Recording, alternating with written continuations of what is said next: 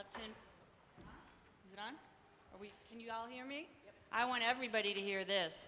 Okay, good. I invite my younger friends and brothers and sisters to come up today. And we're going to share our children's time together today. Amanda, would you take the bag? You know what's in there. All right. We have a story today called Wabi Sabi. And this story has many beautiful paintings in it. Amanda, I also want you to take this picture of what we're going to use at the end. Thank you. That's Kuan Yin.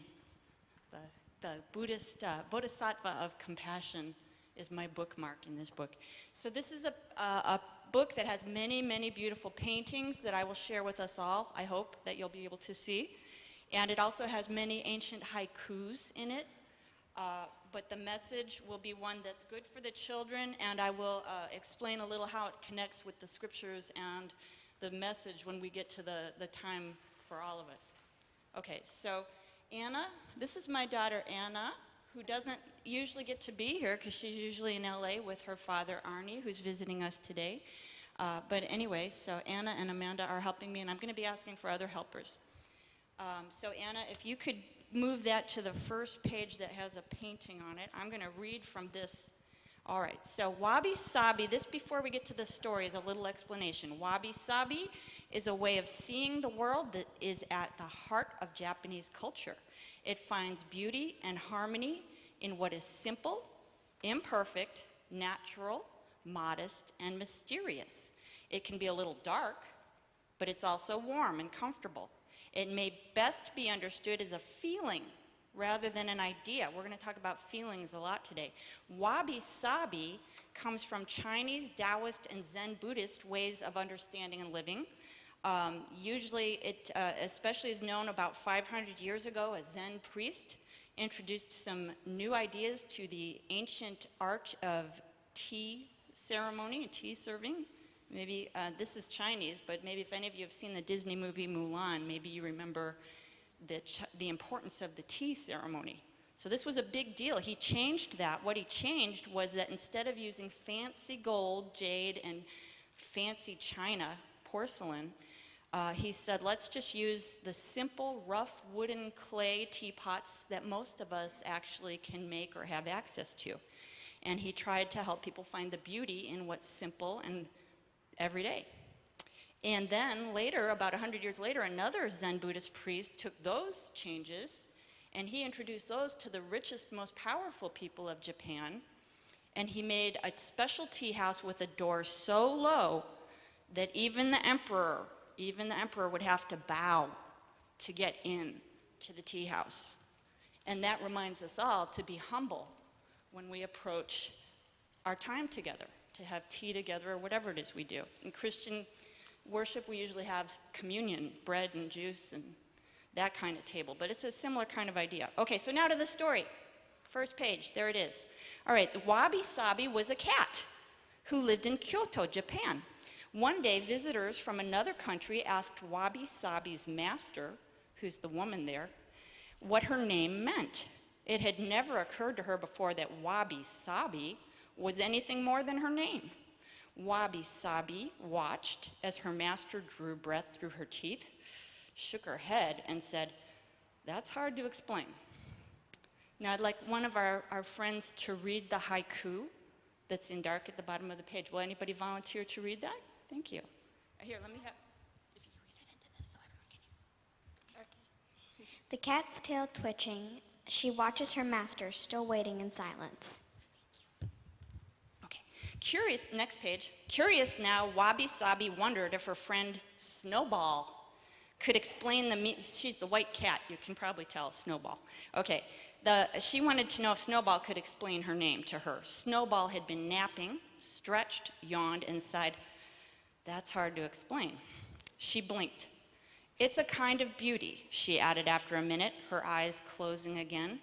As though dreaming, she went on, an old straw mat, rough on a cat's paws, pricks and tickles, hurts, and feels good too.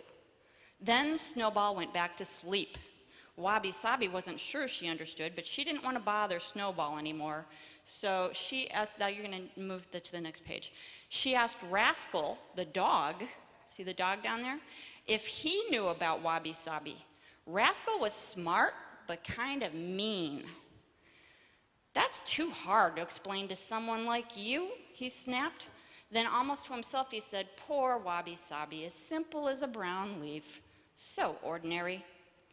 Now I'm even more confused. Next page, sighed Wabi Sabi. Am I beautiful or ordinary? Can anyone explain Wabi Sabi to me? She cried. A bird flying by thought the question was for her. See the bird down in the corner there? Okay, that's hard to explain, the bird said to Wabi Sabi, but there is someone who can help you. His name is Kosho. Kosho in Japanese means rare or old book, as I understand. He lives on Mount Hiei to the east. Now I'd like another friend or the same friend to read the haiku in dark there, and Alana will do it. Thank you. I don't know how many readers we have, so Alana. A wise old monkey living among the pine trees knows Wabi Sabi. We're gonna tag team on these next few pages, Alana. Okay, next page. Thank you, said Wabi Sabi, and off she went to learn what her name meant. To get to Mount Hiei, she had to cross through the city. Dazzled by big buildings, shiny glass, and sleek cars, awed by the busy, sharply dressed people, she wondered if these pretty things could be Wabi Sabi. She decided that if her name was true to her, it must be softer, quieter, darker. Haiku.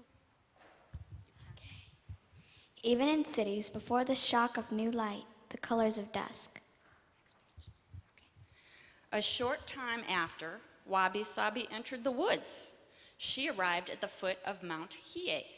The woods were dark now, so hoping to find Kosho in the morning, she curled up beneath an old pine tree and went to sleep.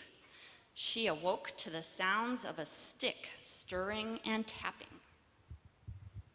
A warm bowl of tea offered by a monkey. Please, steam rising gently. Next page. Very glad to have tea and company, she said, thank you. My name is Wabi Sabi. That's wonderful, the monkey replied. Encouraged, she asked, do you know what that means? Well, that's, he began. I know. Hard to explain, she said. But he went on. The pale moon, now I'm going to do it this time. The pale moon resting on foggy water. Hear that splash? A frog jumped in. Now the reason I'm doing this haiku is because I'm going to invite us all to close our eyes, and I'm going to read that haiku again. And this time I want you to use your mind to imagine everything the monkey's saying in this haiku. Moonlight. First, I'll say these words, and I just want you to picture it in your mind and feel it, okay? Moonlight. Fog. Water. A frog. The frog jumps. Splash. The pale moon resting on foggy water. Hear that splash? A frog jumped in. Next page. That's Wabi Sabi, she asked. Is that all? I don't know if I can. It's more, said the monkey. Listen. Watch. Feel. He said no more, so she watched him make tea. He moved slowly but gracefully as if he were dancing, and he handled his things as if they were gold, although they were wooden or clay. Wabi Sabi felt what was in her paws. A warm, heavy bowl, comfortable as an old friend, not fine, smooth china. She looked carefully at the woods surrounding them. There was so much life as in the city, but here things were not clean, neat, or sharp-edged. There were no straight lines. There were no straight lines. Yet there were many designs on trees, in clouds, and dirty ponds. She saw that everything was alive and dying too, like the damp autumn leaves curled beneath their feet. Simple things are beautiful, she heard the monkey say as he poured more tea for her. Looking down at the tea in her bowl, seeing herself plain and beautiful, she whispered, "Now I understand." After some time, Wabi Sabi thanked her new friend and started back for home. I don't know where can you guys find it? We're going to the Silver Temple here, okay? Because she did not hurry, she found a place called Ginguzi. I'm sorry, I practiced this yesterday. Ginguzi. I'm sorry. I know some of you speak Japanese, so I really apologize for, I tried really hard. Ginguzi. The Silver Temple. There was nothing silver there, but she found the place to be very beautiful in a Wabi Sabi kind of way. Although the buildings and gardens were shaped by humans, they were neither fancy nor grand. Now here I'm going to do a little footnote. I did some research. There's a kinguguji. All right, so kin is the Japanese word for gold. It's the famous Golden Pavilion Temple. This is the Ginguguzi Temple, and it never got the silver, you'll get it, the silver foil that it was supposed to be covered with never came to it because military squabbling took the money and the time and the energy away from coating that temple with silver foil. And eventually, Japanese people just decided they would live with this temple the way it is. No silver foil at all. So it's still called the Silver Temple, but there's never been silver on it. And I just thought, as a peace church, that was a really cool story for us to think about. Moved by the natural simplicity of this place, Wabi Sabi composed 3 short poems about what she saw. And this is the next page. And I would like you to, I'm going to give this to Alana in a second. While Alana reads, I'd like everyone here to close our eyes while Alana's reading to us and imagine, like Kosho the monkey taught us, imagine the sounds, images, and textures. Listen, watch, and feel while she reads. Yellow bamboo stalks bow by tea house doors, so low emperors must kneel. Dark buildings, floating, sit on white sand seas. A stream sweeps small stones, chanting. The mock turns leaves to just raked sand. An humble cat might understand. Okay, so now this is, Amanda's just been waiting impatiently for this part. So I want, Anna, maybe I'm going to hand you the microphone in a second, and we're going to go over that last haiku again. This is, to understand what Wabi Sabi's saying in that last haiku, I bought pictures of a Japanese rock garden. Do you have one too? Okay, we're going to lift them up. If people could help me lift these up so everybody can see them. What Wabi Sabi is talking about here is a Japanese rock garden that's been raked carefully, and our friend Doug Bro brought us a very little one that probably only our friends up here can see, but there's a little tiny rake in there. Yeah, you can look at it and you can practice raking it. What Wabi Sabi is trying to teach us is that usually Zen Buddhist monks use their rake to meditate and make patterns. You can see all these careful patterns. Amanda, why don't you lift yours up really high? Very careful patterns. It takes a long time to make, and it's really hard because while you're raking this, you're making footprints. So you kind of have to do it backwards so that you don't leave footprints messing up all these patterns. And so usually the idea of a Zen Buddhist rock garden is to make it all look so perfect that everybody can meditate on these perfect straight lines or perfect curvy lines. But here's what Wabi Sabi is saying. Amanda, now you're going to do your thing. Okay, you're going to sprinkle the leaves. Put all the pictures down, friends, down flat. And Amanda's going to read us that haiku again. Me? Yes, read it. Anne's going to read the last one. Write the last one. The monk. The monk returns leaves to just raked sand. This humble cat might understand. So this is what kids are illustrating. Instead of making everything perfect, this monk rakes everything just perfectly, but then he returns the leaves back. He messes it up on purpose. That's what it's about. So that's Wabi Sabi. All right, I'm going to finish the story. We can change the page now. And I think, yep, she's got all her leaves on all her perfectly raked rocks. Tired but glad, Wabi Sabi returned at last to her house.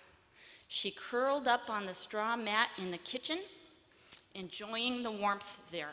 She could smell the wind in her fur and feel her long journey steps deep in her bones. Alana, read the last haiku.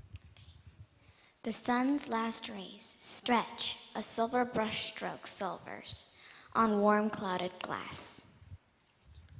Now I think I know what to call this feeling, she said to herself.